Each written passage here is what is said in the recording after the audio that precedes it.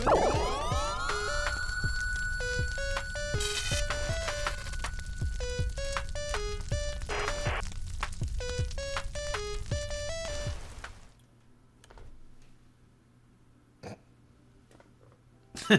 don't know who broke first, but it wasn't me. I heard a.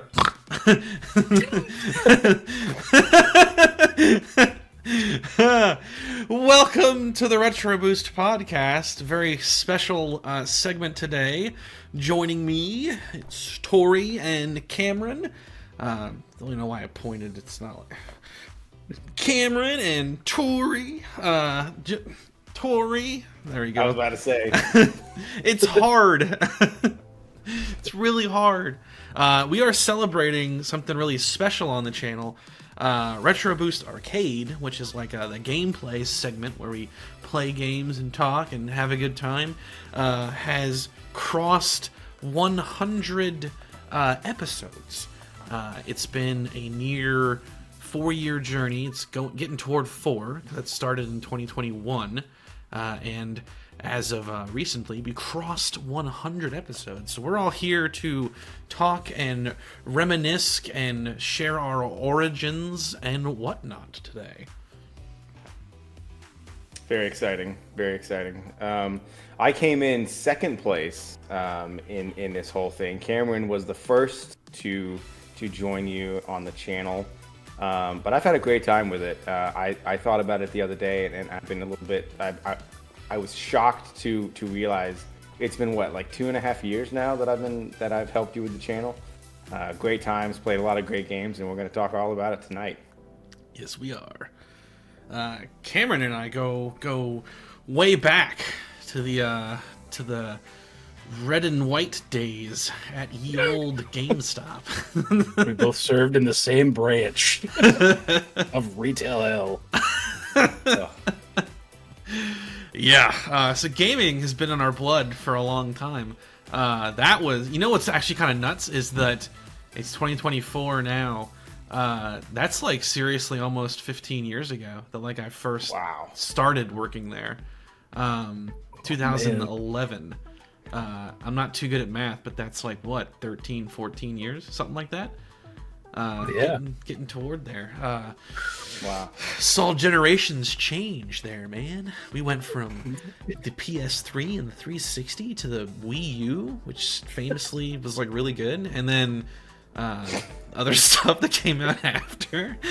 I remember when the Xbox One came out and where we were working did not have great internet, and so we had so many people coming in just buying PS2 games.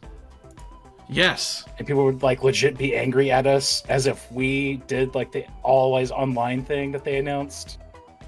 Yes. Funny. I remember enduring like 2 different kinds of controversies there. The first being the advent of the online pass. I remember that. Where it was like they wanted to try to attack the pre-owned market by having you have to pay another $10 to play the games online if you didn't buy them new. I remember that, the Xbox being always online and the storm that created. Some stuff that we saw come and go there in the development of the industry. No one is more willingly non-competitive in the industry than GameStop. They do everything they can to give the consumer an excuse to not drive to one of their stores. I don't understand it. I don't get it. It's very true. Unbelievably true. I shopped there years and years and years as a kid. And one day I was like, why do I even come here anymore? Like, what a sad state of affairs that's in. I don't know. I could go on and on about that, but no one puts more roadblocks themselves in the way of their own success. They want to make it a challenge. In that business. So it's all about the circle of life. Yeah, wow. The circle of life, and then they don't share inside secrets now. Circle of life. I think they still have that. I'm not sure. I know this. Both of us dodged the credit card bullet because right after we both left, they started doing the credit card stuff, and man, that would have been so much fun because you and I together went to pick up like Alien Isolation / Diablo 3, and the employee was like, So how about this credit card? Didn't even know how to really sell it. It was like so new to them or whatever. It was something. Because we were definitely there when they were trying to do, what was it, like Amped? Was it Amped or Boost Mobile? Net 10. It was Net 10. Net 10. I remember that. They were trying to get us to do that, and that was just diversification. Awful. In a really bad way. You know what? What better provider to go with than Net 10? Pay as you go. You can trade in PS2 games to pay for your phone line, dude. Like, it's... I mean, like, literally. That is awful. Just as Cameron and I met as coworkers, Tori and I did as well. And it was funny because it was the direct result of Cameron and I playing Colonial Marines. We played our stint of Colonial Marines, and then as Tori and I were getting to know each other where we worked, I remember telling him about that, and he watched them, and like pretty quickly it became clear that we have like a lot of common interests, and we joke around with each other a lot, and it was like, oh yeah, we need to do this together as well. Like, this is obviously it'll work. So we all met as coworkers is the bottom line, which is cool. And now we've been through some stuff. We've played some games. So the thing about that Colonial Marines playthrough that I recall the most was when it was co-op, right? Yep. The two of you were both playing. Yep. Someone had got in a elevator and the other person had died. And it teleported somebody on top of the elevator and it broke the game. And I just remember thinking, wow, like, how did that occur? And then you play the game and then you realize how it occurred. I'll let it run right here. That was a very unstable game. The poor PlayStation 3 was just chugging along. Wasn't meant to originally be on PS3 though. I bought it on 360 and the disc wouldn't work. And that led to us doing that one segment where it was like us in the room on camera, which we like never did until that point. Cause like that's there's like an evolution to kind of discuss of how Retro Boost Arcade has evolved, but like it wasn't meant to be on 360, and I think that I'm like pulling one over on Cameron, like, ooh, he thinks we're gonna play something fun and it's gonna be Colonial Marines, ha ha ha, but then like it didn't work, and it was like, no, my plans. But then, as chance would have it, I have another copy that's unopened that I burned just to play it with him.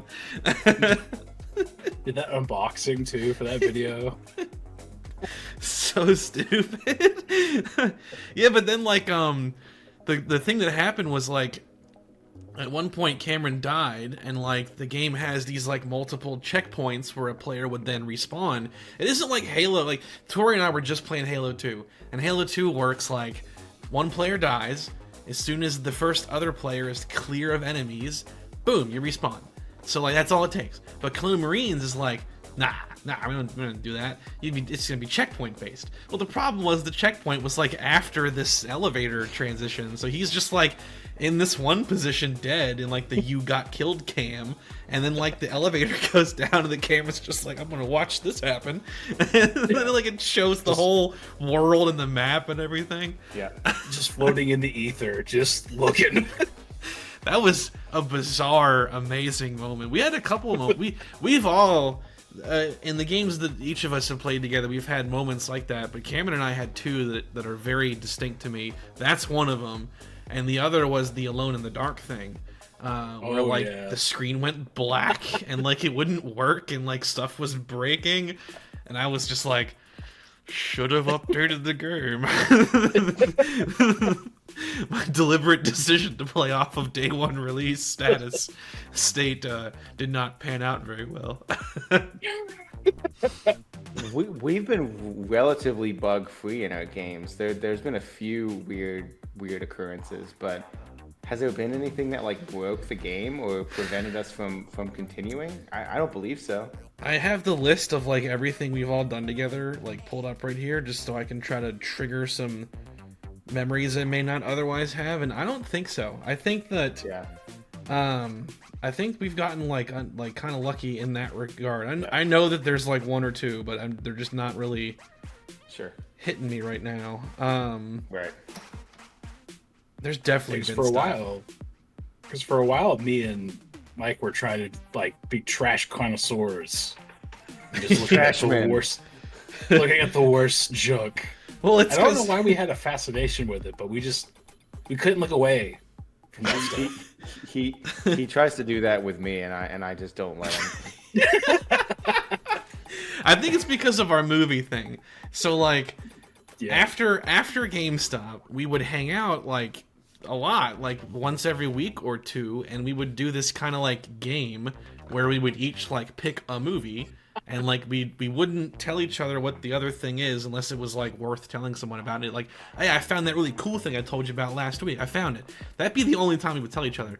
But like it like started as like, let's check out this cool thing and that cool thing, and then like it just devolved into like these crazy cult movies, like a contest to find the most insane stuff possible. Birdemic, Food Fight, like just it went into that territory. But then like it kind of got like into this really cool place where like what was that Shanghai produced like James Bond thing? Oh my gosh, cool stuff like what that. What was that? I don't remember the name of it, but it was like this like Chinese studio produced like James Bond ripoff movie with like pretty good production value, but just like super incompetent filmmaking, and incoherent and like storytelling, like so many plot holes. You're just like, how do you wrap up any of this? Yeah, like so like stuff like that. That's like genuinely interesting to be like. I'm glad that I saw that because there's like fascinations to talk about and stuff like that.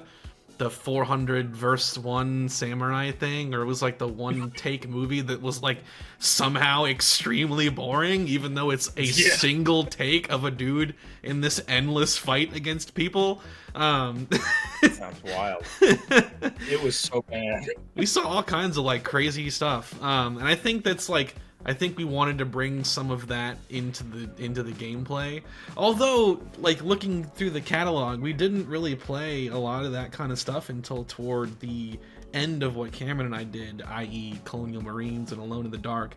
Although there is stuff that didn't make it to finality, because a lot of that was experimenting. Because like that was the beginning, man. Like I started the channel.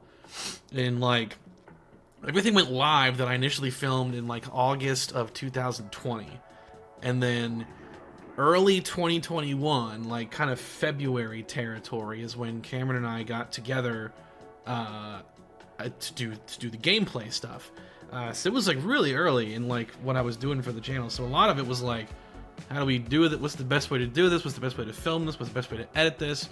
And like there was stuff that we did like multiple times or like got cut. I know that Star Fox Adventures, we filmed like a ton of, and then like didn't use any of it, and like refilmed it, didn't use any of it, and I ended up using the first round of stuff, ended up being superior, and like that's what went to YouTube. And like there is one that's like legitimately lost media. The like I'm sad that I didn't save in some form, but Cameron and I played this like CSI game for like an hour that was like really bad. And like it was just like a disaster, and like I deleted it, like it's gone, and I'll never have proof of us ever playing that. But like stuff like that happened, and Tori and I have had those problems too.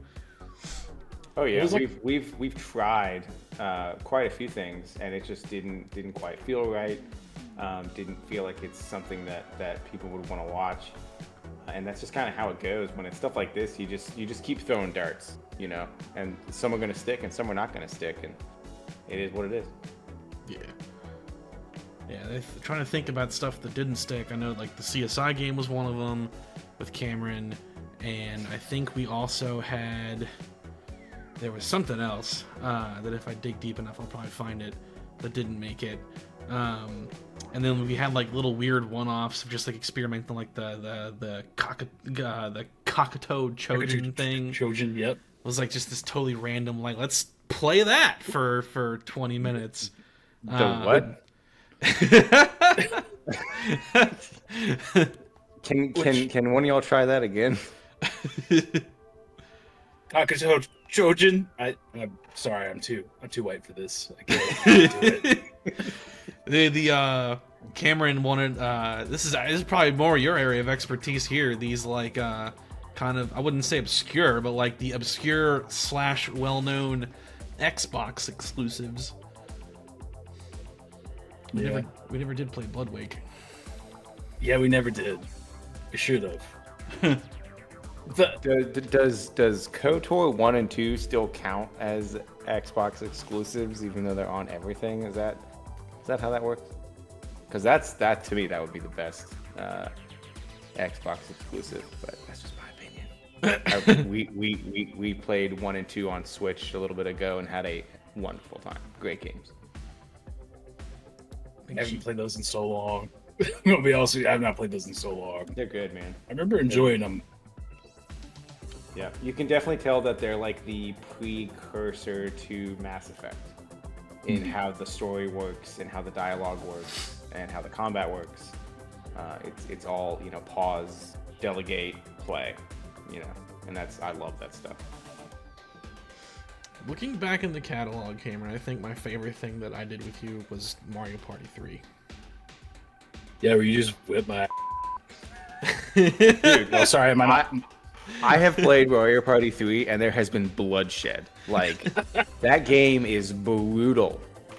I feel like if you go back and watch that one, it's just like a cascade of just me falling on my face every single turn. It was like a kick in the nuts over and over and over again. It did. Yeah.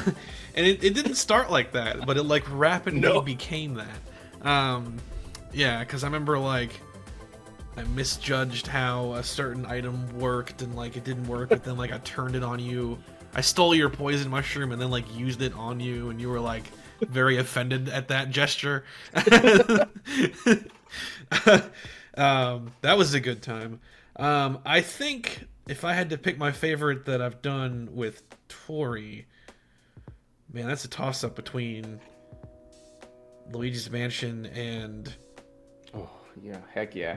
Maybe there's parts of the Kirby playthrough, not the deluxe thing, but the 64 one. There's like parts of that I just adore. Yeah. Because that was the one that spawned birding, wasn't it? That's the second one. Okay, yeah. 64 is the one that spawned the Rocky montage. Oh. Yeah, that boss. I remember that. So when Retro Boost Arcade started, it was like uncut. So everything that Cameron and I did was just like 1-to-1 what was filmed, except for Alone in the Dark and Aliens and Star Fox Adventures, because those were like longer sessions, and it just made sense for me to want to cut it down some. So it would just like fade between the most interesting parts, which is like very typical of like a lot of these Let's Play things on YouTube's. Tori and I, pretty much, it's always been uncut, and we've just been gradually getting better at sensing when it's time to stop or whatever. So the Kirby and Luigi's Mansion both playthroughs had these moments where it was like, oh no, it's going to be like a 2-hour episode unless we find a way to cut something down. And the way that birthed the Rocky montage, which is no longer a Tori exclusive thing. I got my own recently. And what that is it didn't air this in this order. It happened first with Kirby, but it aired first with Luigi's Mansion. Basically, like repeated failures against particular bosses. I crafted the failures into a montage and overlaid moments of the Rocky franchise where the protagonist is like taking some kind of bad hit or something. And I'm playing like sad piano music over it. And the Kirby one's my favorite because you like rally yourself and you're like, it's okay, I got this. And there's 2 more. Yeah. But I got my own recently. the Luigi's Mansion one is one that sticks out. I play a lot of Souls games, so I'm like familiar with like crushing, defeat. And I just remember there was one life when I was against the final boss where I was so close, and I didn't beat him. And then I'm pretty sure that's when I gave you the remote, and I was like, I'm good. And of course you did it in one try, which you've done twice now. Yeah. I mean, I have an unfair advantage because in between what we do IRL, I'm still doing this stuff. Like, you go and play a Souls game for real. I don't. I'm like doing recording footage for the tech videos, which involves playing these games, and sometimes I just play them recreationally. Like, it's all I do. So like, I have that advantage. Not that it did me any favors for Sonic though, because I got my own Rocky montage in the second episode of our Sonic Adventure 2 playthrough that's currently in progress. And it was great too, because the way that I edited it, it's really fun for you, because you're like, oh, you're gonna get a Rocky montage. I'm looking forward to this, and then it cuts and that starts, because that was the logical point to cut it and have it begin. So yeah, that's like a funny recurring thing now. Is that because it's been in like 5 videos now, I think, 4 or 5. Kirby, Luigi's Mansion, Kirby's Triple, the remake of Return to Dreamland. It happened. Sonic, and there might be another one. So it's minimum 4.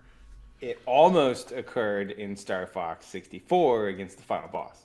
Nah, I pulled that out. You rallied hard. Yeah. And it did not happen again. That's what it was. Star Fox Assault.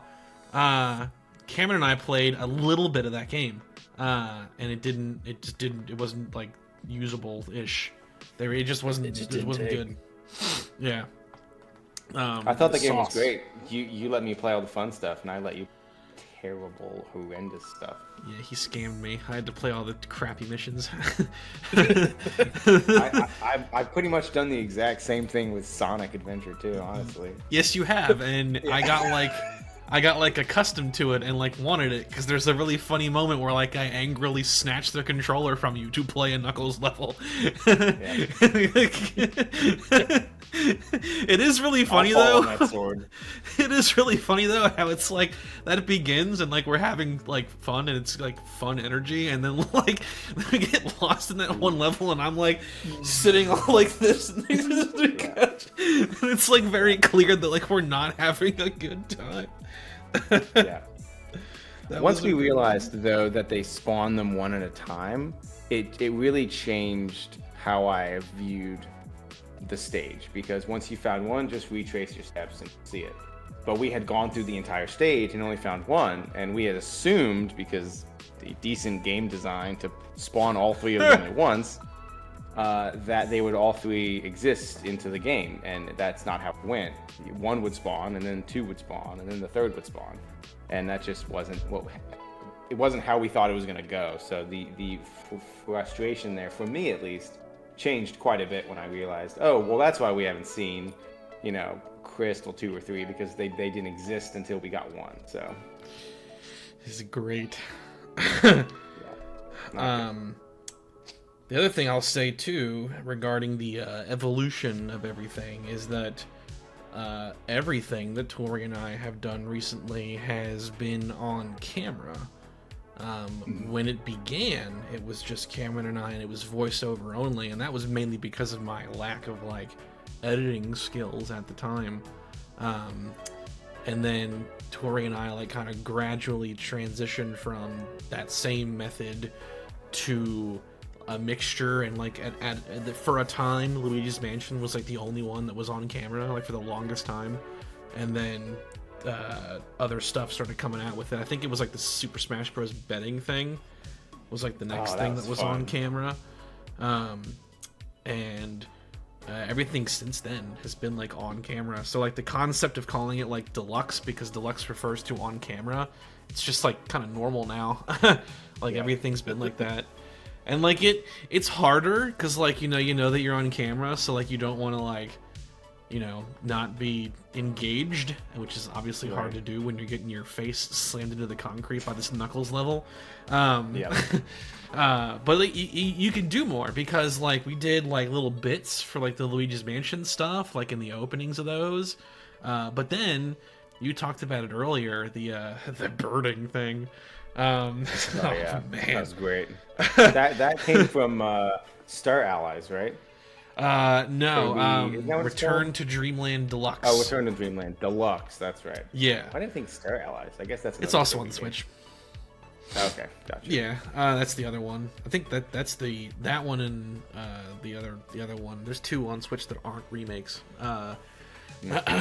We played Return to Dreamland Deluxe, and I made like some joke about how like they brought back that like feeding mechanic from Superstar, where the characters will like heal each other by hugging, but like the game describes it as feeding in the options menu, and I was like, oh, so they're birding, which is a reference to a joke from the Mr. Sunday Movies podcast when they were talking about Batman and Robin and stuff, and they brought up Alicia Silverstone and how she was like, Alicia Silverstone, famous anti-vaxxer and birding advocate.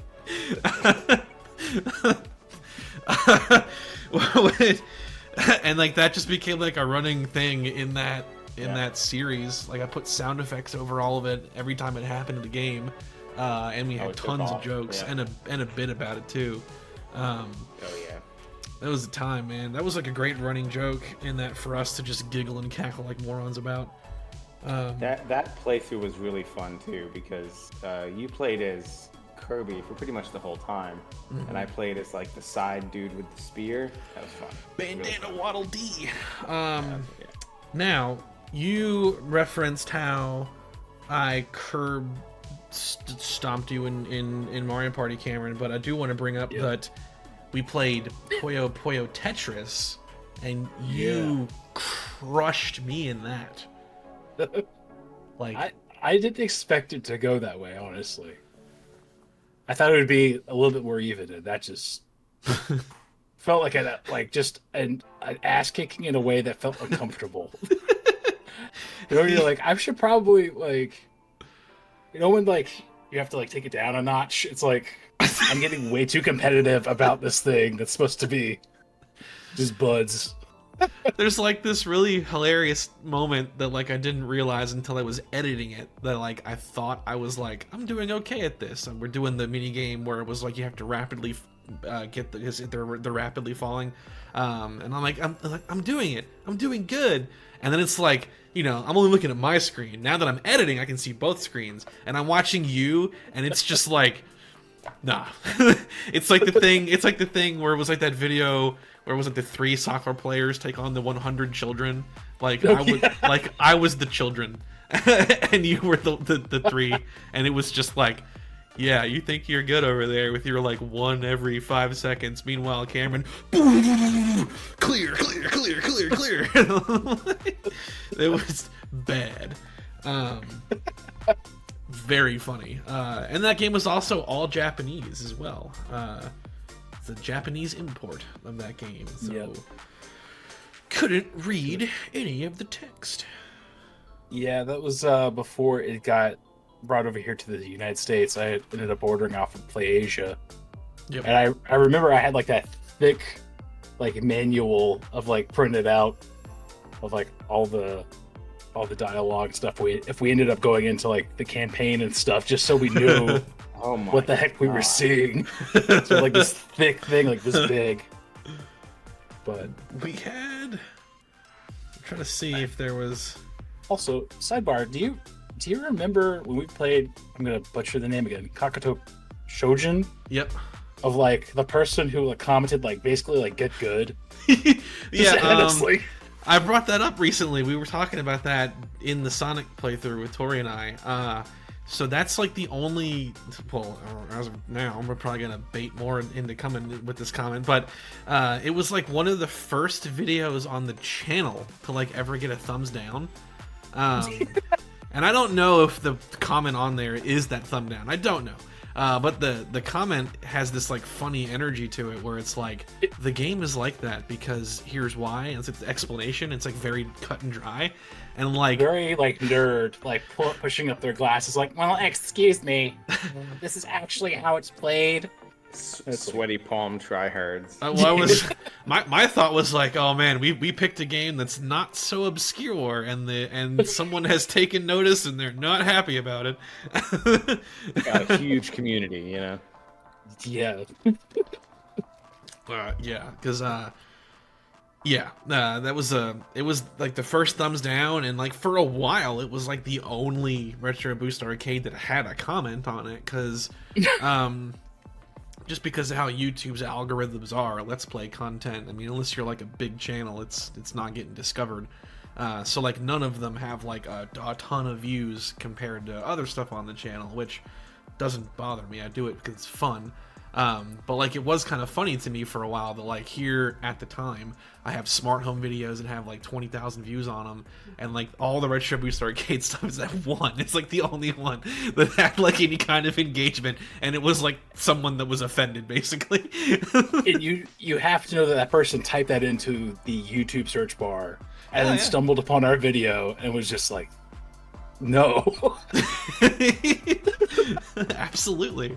Another cool thing that we did that we need to do that's kind of akin to Tori and I doing the Smash Bros. Betting thing, something just kind of just totally random, is the GameCube demo disc.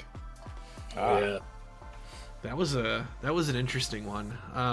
That was a lot of companies that don't exist anymore. Yeah. A lot of 2000s. It was a fun time capsule. Yeah. A time capsule is the perfect word, because we were immersed in the year 2002. Right down to the butt rock, all that. You might have to go back because E3's officially dead. Y'all should go back and watch E3s. Watch like the Wii one, the Wii drumming one. Oh man, Wii Music, yeah. Mm-hmm. Yeah, that's one. The Jamie Kennedy thing would be pretty funny to watch too. Oh my gosh, that one comes to or mind. Mr. Caffeine. Or Mr. Caffeine from Ubisoft. Who could forget? All those Wayne's World references. Who would have thought that those didn't go over well in an auditorium? Yeah, man, that was, back in those GameStop days. I mean, I remember watching E3 every year on the edge of my seat, like invested. Oh, yeah. And then everyone made fun of Nintendo for pulling out when they did, but looking back, that was one of the most intelligent things they've ever done in the history of their company. They've been ahead of the industry on a lot of stuff, which has been really interesting. Nintendo does what they do, and people tend to follow, and it's continued to be that way for a while. Looking forward to whatever the Switch 2 is going to be. It's so weird how they're so forward yet so behind. 100%. They're like, the only people are like, you know what? We're not. Screw your profiles. You're using your friend code. Well, also put yourself back in like 2012. Like, hey, we're gonna pull out of E3 and we're gonna go to online streaming. Here's the Wii U. Like both of those two things happen like in the same era. So it's like they were ahead on some things and really behind on others. We've got this new hit, Zombie U. Yeah, I love that game. That game is fun. That game we should seems play that to game for the channel. That would be fun. Actually, we should. That game is so weird. It's so weird and so obscure, and it's actually pretty hard. I bought a Wii U day one, and I had Zombie U. I thought that game was fun. The device itself kind of sucked, and the library wasn't very good either. But yeah, I had a Wii U day one. I like that game. I see it on the PS5 shop, and I'm like, no. Just hits differently when you're like this PS controller. I don't have a huge hulking tablet in my hands to obscure everything. Look behind while I'm going through my pack. You know. Yeah. See the zombie run up on me. Man, what a weird game. The Wii U, I was dropping a lot of cash on their virtual console for a while there because A, it's in HD, B, they had a lot of stuff that like you could drop $5 for to have on there, or 300 to have like physically. Like I've got some stuff in that Wii U collection there that had I owned physical copies, I'd have a collection worth like 30 grand. Oh yeah, it's really cool. I bought like a ton of stuff before they showed. I own literally like all their N64 stuff, most of their SNES stuff, all the DS stuff. So much stuff that we could play or break out or just have there.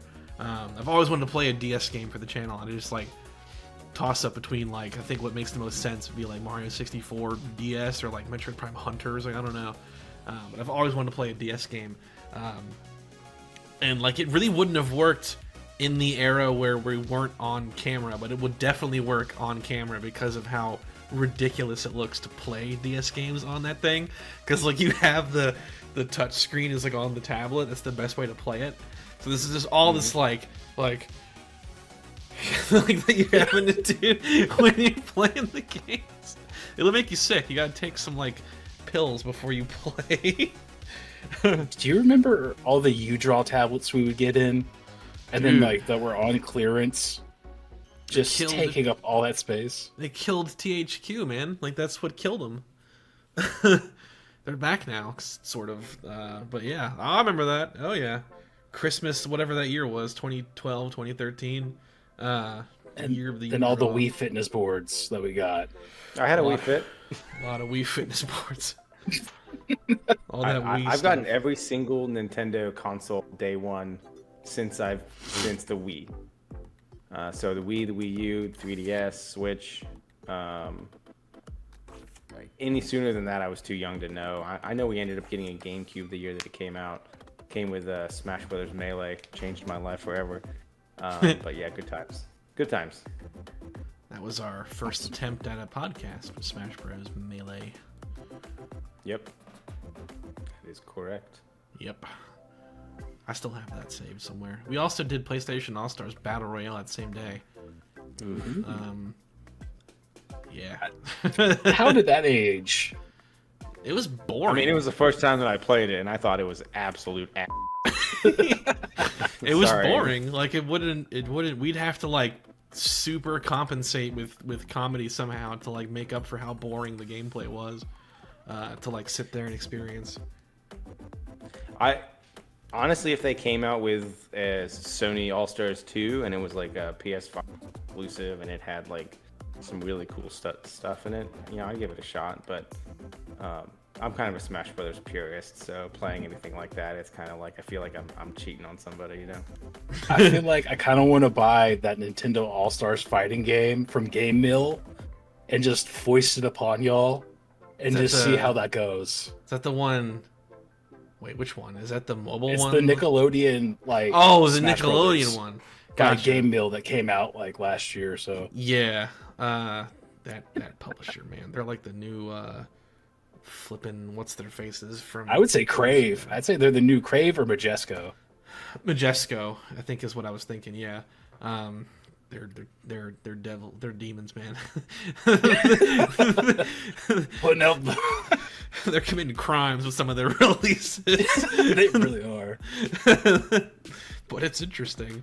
Another thing that we did a lot of too, Tori, is stuff with action replay.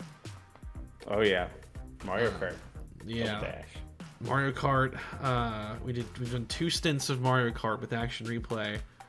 And I think that's got one of my favorite moments with you in there. And I know that you know what it is. Do tell. Your photo, the rage burning behind his eyes. The photo finish in dry desert. Oh, that's right. This is when you hit me with a shell right before the finish line and then just zoomed by me. Yeah. Yeah, I remember that. I won't forget that. Too. I called it like Sleep well tonight, Mike. Sleep well. Oh, I will, because I won. Oh my gosh. I sleep on a bed of victory. I see. I remember you saying we did like a podcast or something after that, and you were like, I had to contain some real rage in that moment. Oh yeah, for sure. Yep. Yep. You can, I'm sure you can see it. Were we on camera for that? Because I'm sure No. you'll see my hands get really white around the controller. We were not on camera. It was audio only, but you were like, like it was like a big reaction. Oh yeah. Oh yeah. We did 2 rounds of that. I think that was the second one. Hard to say.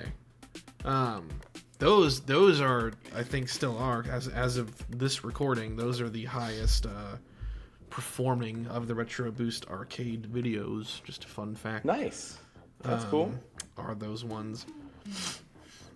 Which makes sense, means Mario Kart's popular. Definitely makes sense. Oh yeah. What's something that you recall strongly, Cameron?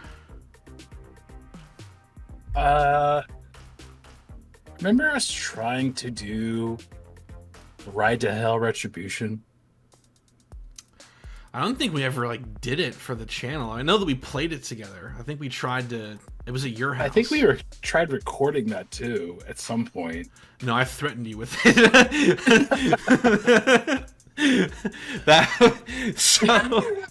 That I know. We played through like roughly a third of it at your house in 2 different sessions. I know that. Wow. And damn, that game is something. Yeah. That's one of those things, man. I'll say this. So like, there's a lot of like Let's Play / YouTube reviewers out there, both old and new, and like you see a lot of the same games come up. Like, oh look, it's Frank Levins. He's gonna play Sonic Adventure 2. What a notoriously bad game. I'm gonna watch this video. It's so different to like play it yourself. You have no idea. And Ride to Hell Retribution is something. It's all fun and games at first, like bands, but then like the energy takes over you, and like you realize what you've gotten yourself into.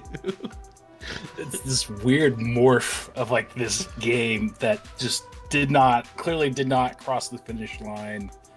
I'm glad it exists. I'll just say that. Like, I'm glad it exists out there so people can be like, that is a choice.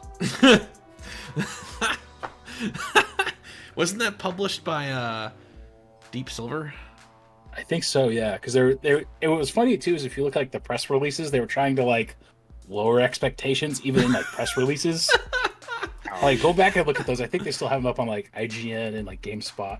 They were feeling like our expectations are low. We had signage for that in our store, like when it came out Yeah, too. we did. Which is insane. People would always ask for those too, and like I feel like that's the only one that no one ever asked for. Yeah, which makes sense. Yeah. For like super quick context, 10-second summary, it was like supposed to be some big open world 1950s era biker game, and at some point they were like, that's too hard, and they just like completely transformed into like this very by the numbers linear action game with some ridiculous and hilarious mechanics, but also like some genuinely like terrible grimy stuff in it too. Like, I'm not gonna get into that stuff, but like it's one of those like legendary bad games. Like, it's definitely in the books as like worst of all time. And the part where I threatened you with it was that when we when we did our little betting game for Japan World Cup, I remember that we had to keep morphing what the winner and loser would get.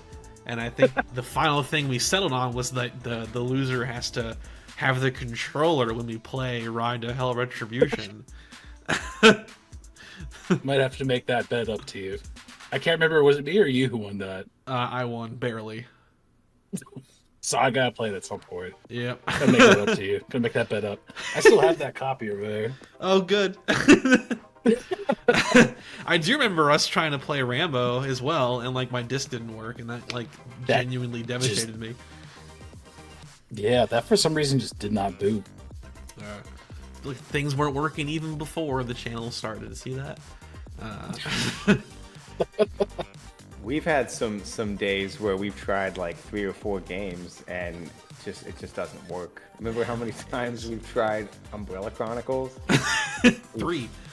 Which you would think makes so much sense. It's a light gun game. It's going to be chaotic. It's going to be funny.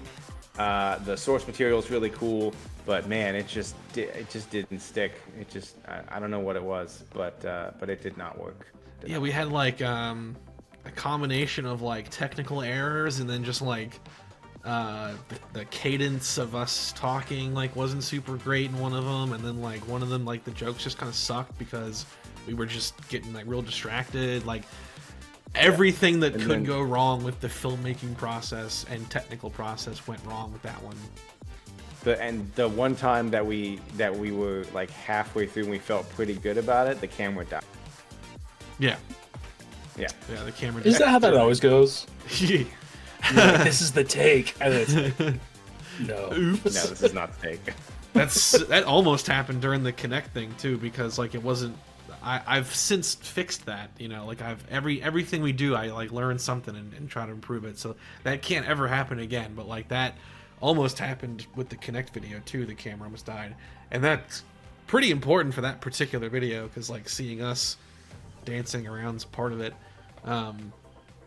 Yeah, I will say though, just gonna throw it out there, the 4.0 revision to this stuff, we have yet to have any problems with. Heck yeah. We've done 2 sessions, 0 issues with capture and whatnot, and sync issues and HDCP crap flags, nothing. This is the You know what we really need to do to test that hardware? I need to send you Drake and the 99 Dragons from Majesco over to you so you can really test out that hardware. What is that?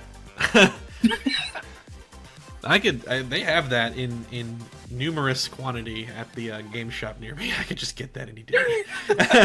And I should have by now, honestly. It's another one of those legendary bad games. I would be worried that we may not be able to beat that one. I feel like you gotta try at least, though. You gotta. It's Drake. Like, that's such a weird piece of video game history. At least to me it is. It was. We tried Jedi Power Battles, and it was funny because we went into that, and I was like, "Oh, have you ever played Jedi Power Battles?" A long time ago, I think. Yeah.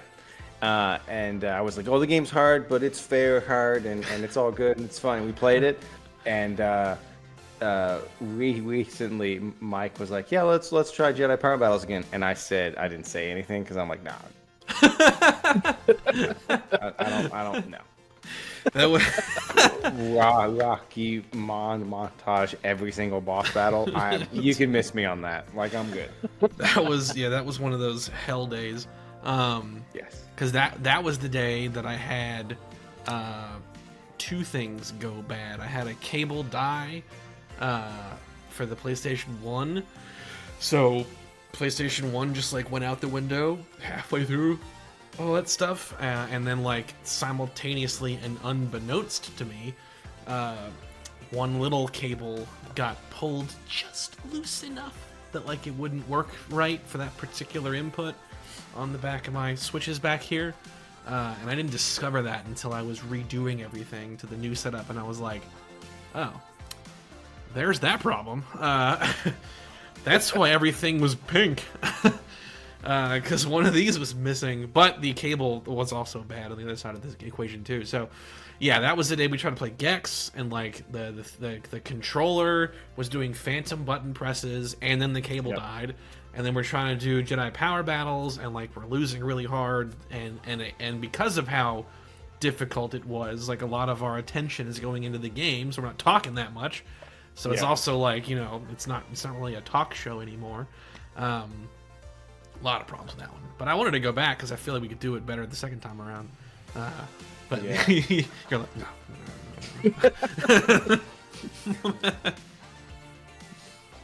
If the cable goes out again, you'll know it's a sign. Just fun. Yeah, I sneak in his house before and cut it just a little bit. Oh, I don't know why it's not working. That's weird.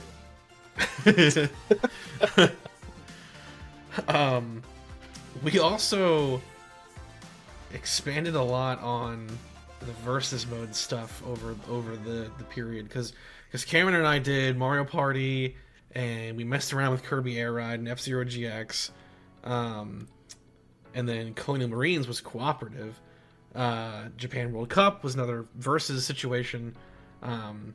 Those were all fun times. The Japan World Cup thing was a lot like our Smash Bros. Betting thing, looking back, where we picked characters from that game and like kept a score system, and it was really funny how I think we went into the third round tied somehow. Yeah. That was great. And then high Tori, stakes. yes, yeah, well, I mean, high stakes because it's like that game is insane. Game. I mean, it was a game at one point. That's kind of crazy to think about. That people were betting like real money on that stuff. Yeah. It's a horse race game, Tori, where it's like the Kentucky Derby, only if only one of them was like a real horse, and everyone else was riding like giraffes and elephants and the abominable snowman and two men in a barrel. Two men in a horse costume made out of a barrel. And like the real betting component was that people would put like actual money on that stuff, and then it would play out, and then it's random. But we bet on the outcomes as part of our thing for it. But Tori and I, we also did those Mario sports games were a lot of fun too. Oh, the baseball was so fun. Yeah, that was a good one. A lot of funny moments playing that one. I've wanted to go back to that one too because I think there's potential to A, just play it again, but B, that game has like a story mode component that's like really hard, and I think it'd be kind of funny to go through that at some point. I would play that game again like that. Like that would be, yeah, I would do that. That game is so fun, and I'm not a huge baseball guy, but Mario sports games make every sport fun. So yeah, I'd be definitely down. And the games that we played were competitive, and I didn't really play that game a ton as a kid. So yeah, it was fun. Really good time with that one. I don't know that they make every game better. Battle League. Oh yeah. Well, I love. Yeah, Battle League's not good. We did a that was our first attempt at like a first impressions kind of thing. It was funny because we were both like, it's okay. It's okay. And then the next time we talk about it, oh, what, that trash? Yeah. Yeah. I'm assuming that you still want to do something similar for Paper Mario, right? Yeah. We were talking definitely about it. Pre-order it while you can, because apparently the physical release of that's going to be excessively limited. That surprised me. This video is like a time capsule in that regard, because we're filming this prior to that game getting released. But this video's gonna go live like way after. But as of today, I read that people were seeing that their pre-orders were being canceled at certain retailers because of the lack of availability of physical copies. I'm worried that mine might get canceled too. We'll see. It was my birthday present to me. I'm just gonna get it on my Switch. I don't have time for it, even though I have tons and tons and tons of them. Another one for the pile. I don't know the last physical Switch game that I got was when, but I haven't bought. You cut out. What did you say? I was saying the last physical Switch game that I got was when you got me Prime. Since then, I haven't gotten one in a really long time. Prime Remastered. But yeah. I'm not gonna get Thousand Year Door physically just because I don't really care that much. But I'm definitely gonna get it, and I'm definitely gonna play it. Very excited for that one. The physical copy is like a timeshare investment, Tori. It's gonna be worth like $1 million in 10 years. I have the Wii Xenoblade Chronicles 1, and I know that's quite a bit of money right now. So I'm gonna hold on to that one for a long time. And I think I have Xenoblade X on the Wii U, and that one's there too. So I'll hold on to those for a while. Great games. I'm trying to think if I have the first one. I don't know if I do. They remastered it sort of on Switch. The first one, Xenoblade Chronicles 1, is excellent. Very good. Very long, but it's very good. Well, you want that. Typical kind of JRPG. Yeah. $1 1 hour. Remember that, Cameron?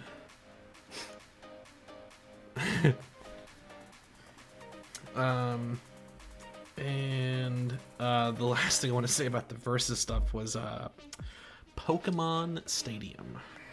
That was fun. Yeah, I remember that. That was a good time. We've all played that together. Cameron and I played that together at his house, and then Tori and I played it for the channel. And I was made to look like an incompetent fool who had never played those games. But I didn't realize that it was Gen 1. So I'm like, it was, go back and watch it. Absolutely embarrassing. Like, I had a chance to like one-shot half his team because something I had an ice move, whatever. And I used Dragon Rage instead. Gotta do that. It's just a poor showing for me. Just a really poor showing. Yeah, I think it was. I've played like almost every generation. Is pitiful. Not good. Yeah, I think it was Cloyster versus Dragonite, and your Dragonite had like thunder or something. And I thought he was ice. But he's freaking not, or something. I can't remember what it was. Cloyster? Cloyster's water ice. Yeah, so you would have. That's what it was. Yeah. Assuming it would have hit. I mean, it might have missed, but I mean that would have been the end of Cloyster for sure. But yeah, then Dragon Rage comes out, and I was like, oh, I'm good. But then we teamed up and got like absolutely crushed by the computer though in the third episode. Yes.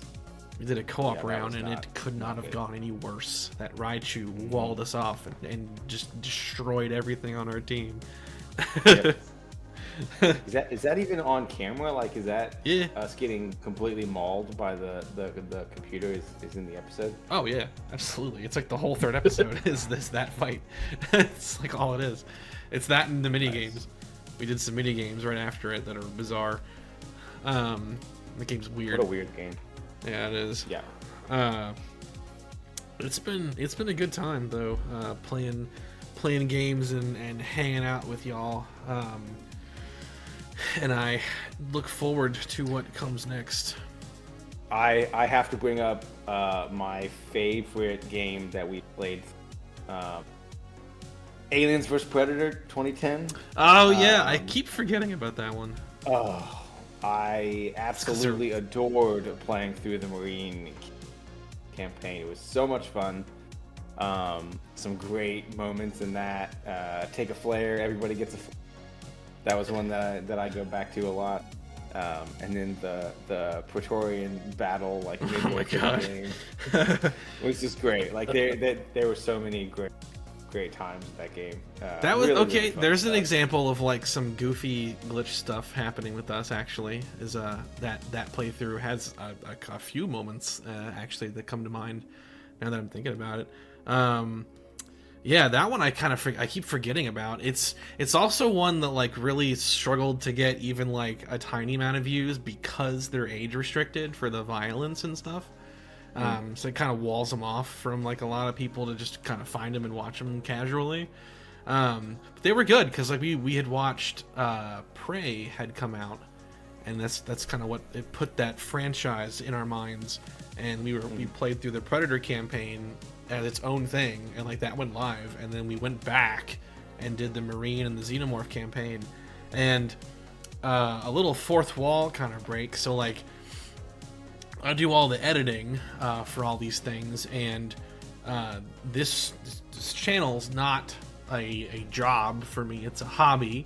I have other responsibilities in my life, and sometimes that means that I can't like spend a lot of time on editing or like wanting to balance, like I want this to see the light of day and be out there for me and my friends and family to enjoy, you know, next week, not next year. So not every video gets like a ton of like me going through with a fine-tooth comb to like squeeze out every joke I can. But I remember that like that Alien and the Marine campaign and the Xenomorph campaign in particular had like some of the most the highest amount of me trying to find like things to do with the footage at that time. That has happened in bursts since. A lot of it also depends on the game. Sometimes the game just like gives me things or won't give me things to like grab onto to do that kind of stuff. But the flare thing was funny because like you kept throwing out flares when you didn't mean to. And I put like a counter on the screen that would like. It was great. You didn't get to 20. I remember being 19 and I was so disappointed. I was like, I really wanted to be 20. It was 19. And then the Xenomorph campaign had the thing where it was like the motion sickness. And the screen would transition be like, like it was like happening all the time. That was a good one. That was a fun playthrough. Oh yeah. There's a lot of little funny moments throughout that.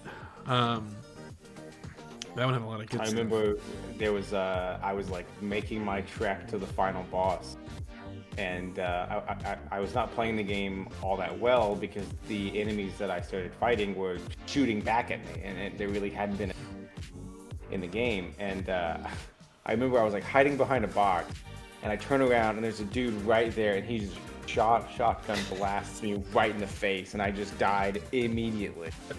And I remember being like, "Oh crap!" Yeah, that was a lot of fun. And the final boss encounter is very odd and strange. I remember that being the case too. For the Marine, the bishop-looking character, and it was just. Yeah. I almost felt like it was Call of Duty. It's Call of Duty 4. With like the great final battle with like the gun that like to you and all this really great cinematic stuff, and I'm like, oh yeah, they're trying to go for this, and it's like really not great. Yeah, they tried to go for that in the sense that the mail delivery boy told that to a developer in passing, but didn't tell him the whole thing, and they just took that idea and like tried to throw it in there.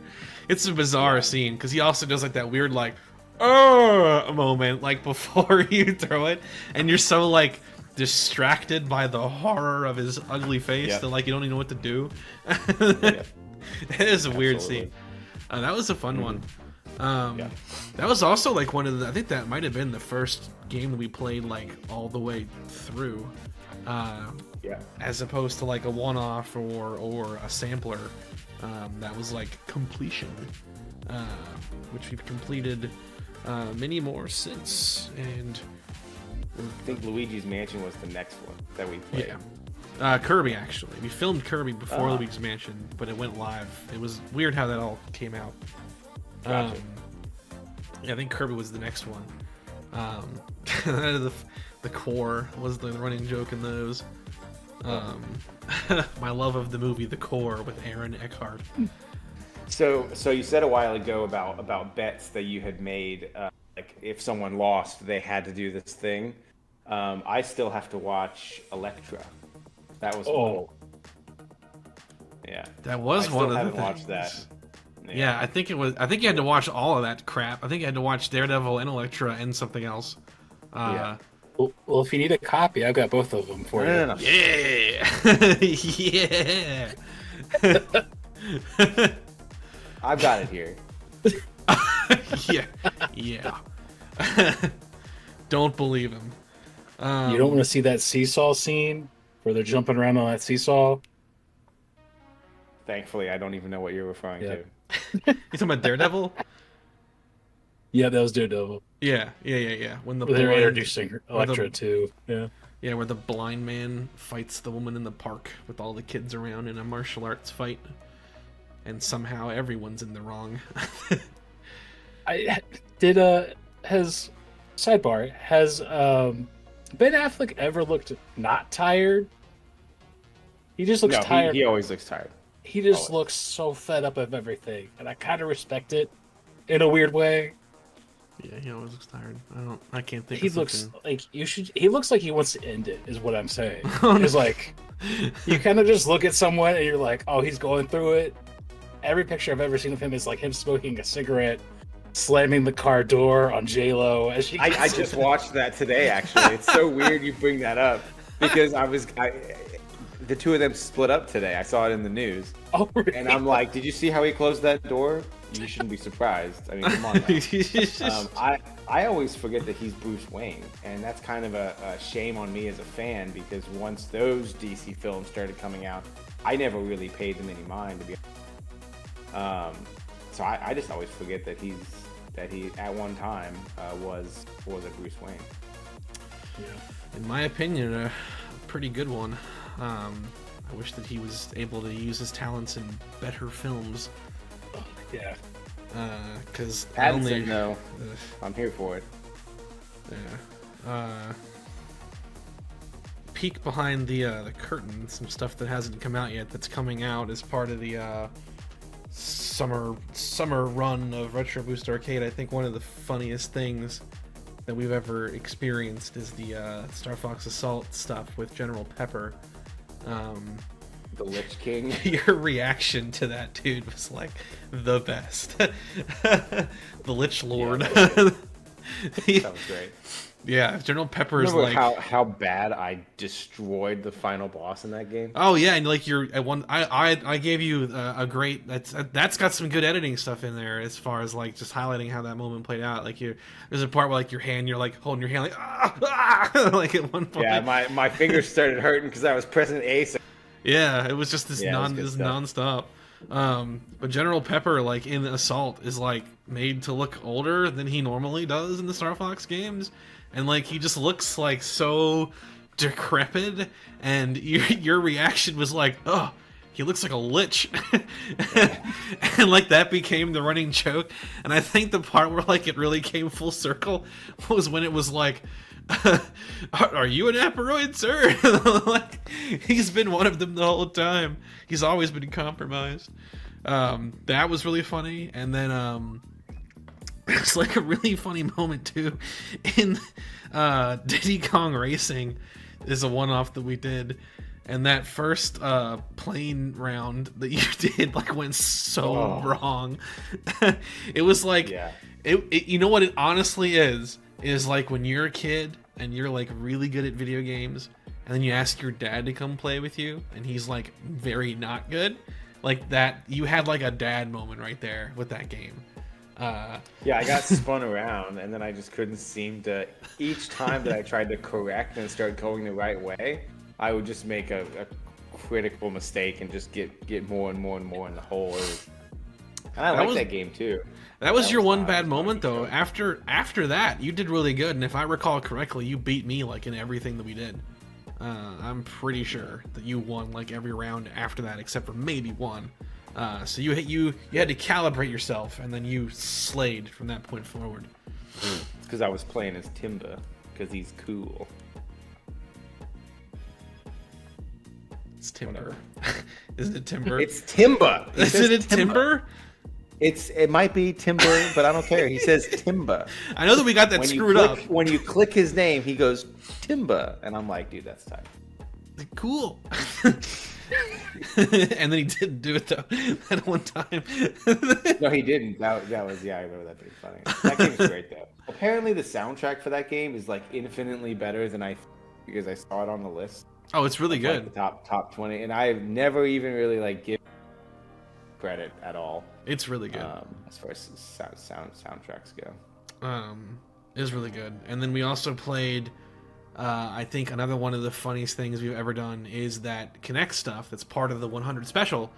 If you're watching this now and haven't seen it, watch the Harry Potter one, because like, dude, that's your punches. It's like the dirtiest. I don't know what they were smoking in that studio. They were like, all right, you're playing as Harry Potter. You're not playing as you. It's not a game where you create a character that goes to Hogwarts, which to me is the biggest missed opportunity in the world, which they came back on and rectified with that new game that came out. But you're playing as Harry Potter in the movies, and you got this Quidditch sequence, and you punch and assault the other players, and like they get like knocked away, like to prevent them from getting the golden snitch, and like you laid out like 20 bodies in that round, dude. I got the timing on that so great that I was just like destroying all of them. It was I was like 1, 2, 3, got him. It was beautiful. Wrecking kids. Dude, it was great. And I finally found a use for the Mortal Kombat cutaway thing, because that's one of the biggest things that Tori and I have done that didn't make it was Paper Mario. We filmed like 3 hours of Paper Mario stuff that never went live.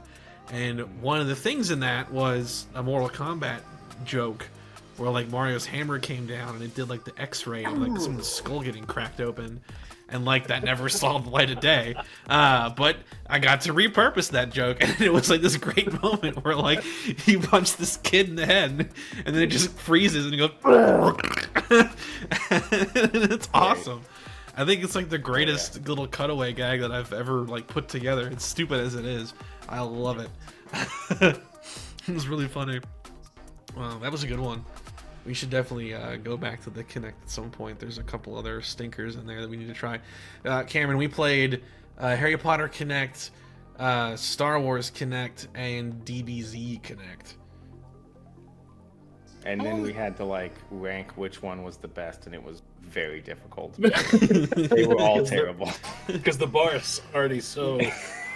Here, I can't even put my hands below the screen. But Yeah, exactly. just- Yep. It's down there. It's not like trying to rank Mass Effect 1, 2, and 3. No. Not even close.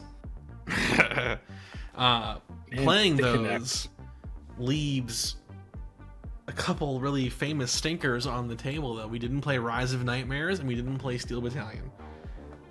Two other really infamously terrible Kinect games. I remember seeing there's a really cringy commercial for the DBZ game though, where the announcer pronounces it Cyan. Become a Super Cyan.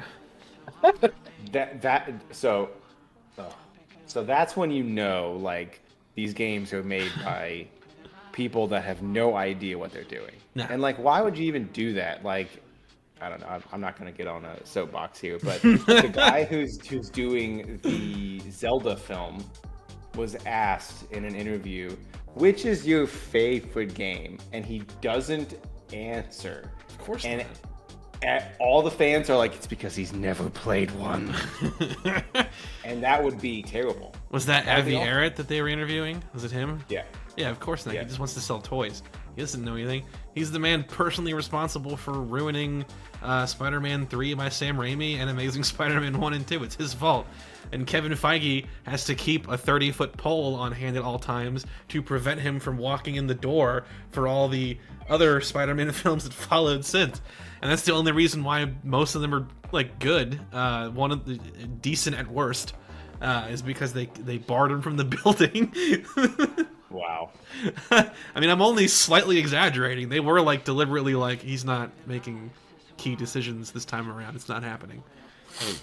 Yeah, because duh, like he'll get it made, like it'll happen, but don't expect it to be good. Would be my thing. It's gonna sell toys. They're gonna have all the toys ready when it comes out. That you can guarantee. You look at all your action figures. That'll slowly make its way over to Ollie's for like $1 in like 2 months. If they can stay in business long enough, yes. I heard they're in trouble. You should just see like there's like Shang-Chi. I went there the other day. There's like Shang-Chi just plastered everywhere. It was wild. Fun fact, that's the first movie that gave me an old man moment where I was in the theater watching it, and genuinely, no exaggeration, the final battle scene with the two dragons that are fighting, I was sitting there with like glazed eyes like, I legitimately cannot tell what's going on right now. And the problem was it being in theaters. Watching it on the TV at home later, I was like, oh, it's two dragons fighting. All right. I've yet to be more mad in a theater than when I sat down to watch The Last Jedi. That was a moment for me you hadn't seen that. That I didn't even see the next film, and I've seen every single Star Wars movie. That's how destructive The Last Jedi was for me. It completely ruined any continuance of a fandom at all. and I have not really. I've consumed an incredibly small amount of Star Wars media since. I think Andor is probably the only I actually watched. Very good show. But yeah, that as far as sitting down in a theater and just being filled with unrelenting rage, The Last Jedi was it for me. Awful. Yeah, I didn't care for it too much. Yeah, and The Last Jedi I thought was pretty lame as well for various reasons. Well, I just one final thing on that. I didn't think it was possible to make a Star Wars film worse than Attack of the Clones, and is that a challenge? They did that well. You know that Phantom Menace is in theaters at the moment. I think we should go see that. I did see that, and it's made like $15 million, which is crazy. Like, absolutely insane. Yeah. Tricking rubes again. Let's go. Just make a sequel to that. Make Phantom Menace 2. That's what we should do. I have no faith in Star Wars at any point. Not Phantom even Menace, games. Not even. I mean, I like Episode 1. I'm cool with it. You know, it's saved by Duel of the Fates, honestly. But you know, it's okay. I'm alright with that. We kind of went off on a Star Wars tangent. I'm sorry. Cameron, what's your favorite thing that we did together? I would probably say the Aliens Colonial Marines. Yeah. Because that just went so off the rails in so fun ways. Dude, that was crazy out of the gate. We team killed each other in the locker room at the beginning of the game. Just started with a bang immediately. That one had a pseudo Rocky montage. Now that I think about it, actually. Yep. We had a point that we died. So I'd probably say that's probably my favorite. Followed by me getting wrecked in Mario Party. I'd probably say, because that's just such a fun, like when you watch it, it's just everything that could go wrong for me, because I just wasn't paying attention to the item. That was just the domino effect that just every round of me just getting beaten in. And in between that too, Yoshi, who was set to easy, was like cleaning house as well, which is also really funny.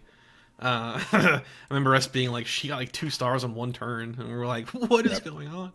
That was good. Yeah, Colonial Marines was a good time. It was fun to do something cooperative, which Tori and I have learned is like one of the more fun things to do, given the choice between different things. So do you give them a pass now for that game, Gearbox? No. It's created such good memories. Well, you can be like, Colonial Marines. That's true. Yeah, actually. like, because it at least brought you some like smiles. It did. There's joy. Even how in bad life. it is. There's joy. You're Gearbox right. is such a weird studio. Like, they're so incredibly hit or miss, where it's like consistency, please. Like the fact that you could play, quite a few of their games and not know that it's the same developer behind Borderlands, because the quality of games versus almost everything else that they've done is just not even close to the same. And I just don't understand how that happens. I think a lot of it is them like picking up other productions, because they were doing a lot of that back then. That's true. Because they did that Duke Nukem one, was and then theirs. they pimped out the Brothers in Arms license to Gameloft, that mobile developer. Which that's sad, because I love those games. Speaking of them, actually, something funny from the Aliens Colonial Marines playthrough we did is that when we were filming that was when the Borderlands movie was like first announced, and now here we are like 2-something years later, and the trailer for that has just dropped. That movie sounded like it was in development hell. So I am 2 years later. So I am so curious about that movie. Like, I've got to know. It can't be any worse than like what happened with Assassin's Creed, or like any of the Uwe Boll movies that we watched, because we practically watched almost all of them. We did. So like, you can't hurt me more than I've hurt myself at this point. So About to say, some of those were pretty tough pills to swallow. I just will never forget. Remember in Blood Rain where like that person was walking in the background and you could see his like electronic watch on his arm, and it's like, this is supposed to be a period piece. What are you talking about? Also got Michelle Rodriguez and trying to do that English accent that she's trying to do. That random. Also, just the fact Michelle that she's Rodriguez? even in that movie to begin with. Also, what's his face from the Kill Bill, or not Kill Bill, the Quentin Tarantino club is in there too. Oh, yeah. And so is Meatloaf in the first one. How? What did he do? R.I.P. He to a real blackmailed one? people, and Ben Kingsley is in that too.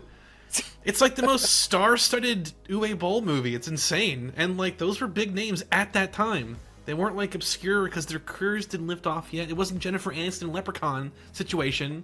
Like, this is post Fast and Furious Michelle Rodriguez in this movie. Like, what is going on?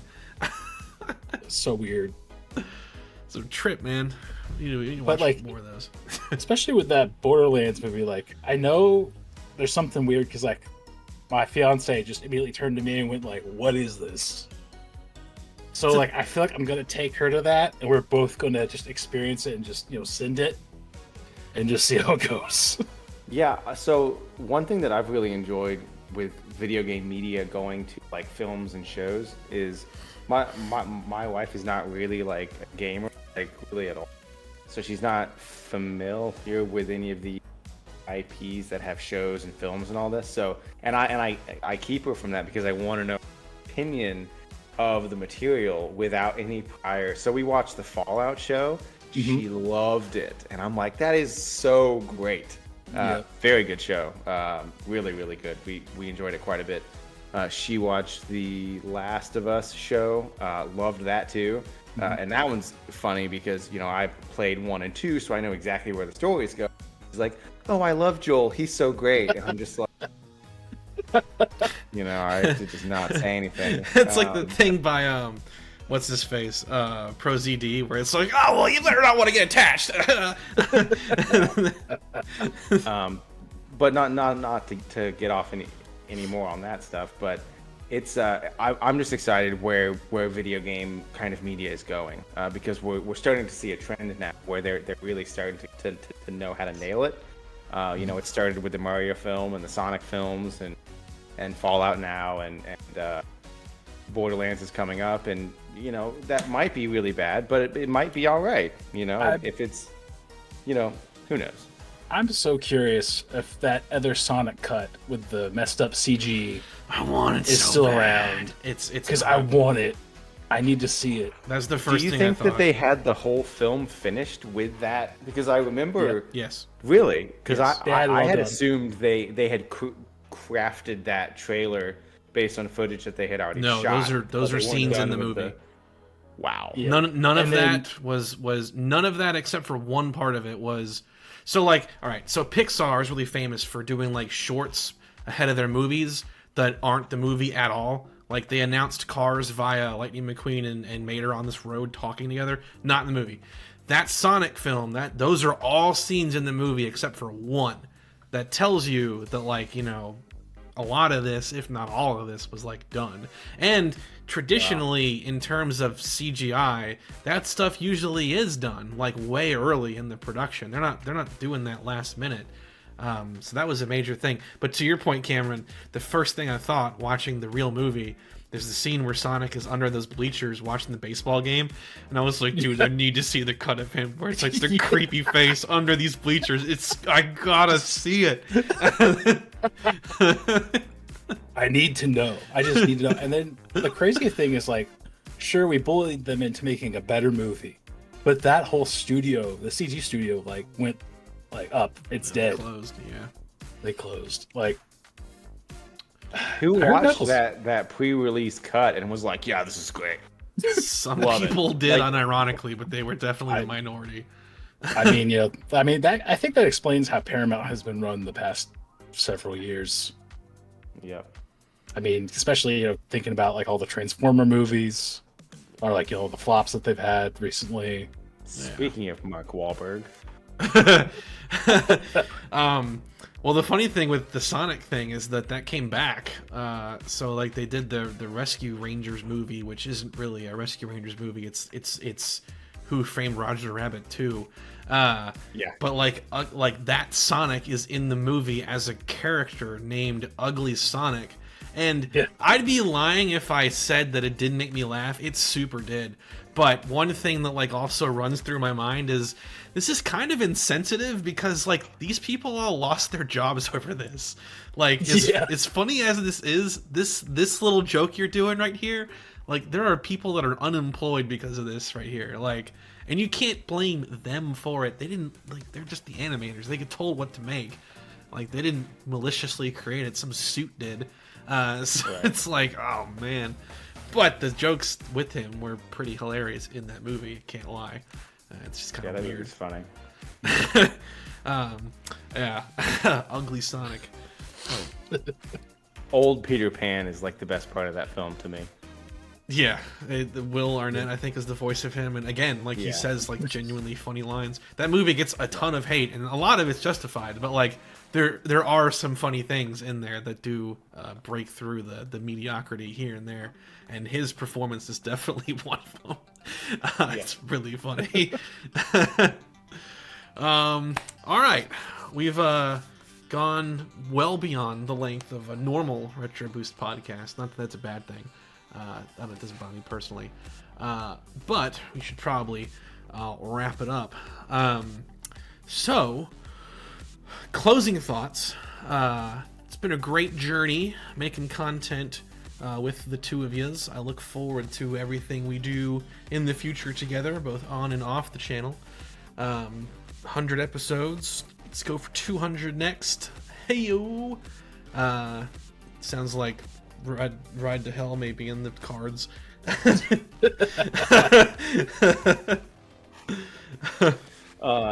Yeah, man, it's been great to be a part of it. You should be really proud of your channel. It's grown a ton, and it continues to grow, and I'm excited to be along for the ride. Yeah, I same thing as he said. Just it's really crazy how much it's grown, and I love both of your dynamics together. I just like the way that y'all vibe off of each other. It's just the way y'all bounce off each other is so much better than like the videos that me and Mike were doing. So like caps off to y'all, because it's so good. So Appreciate it, brother. no problem. All right, everybody.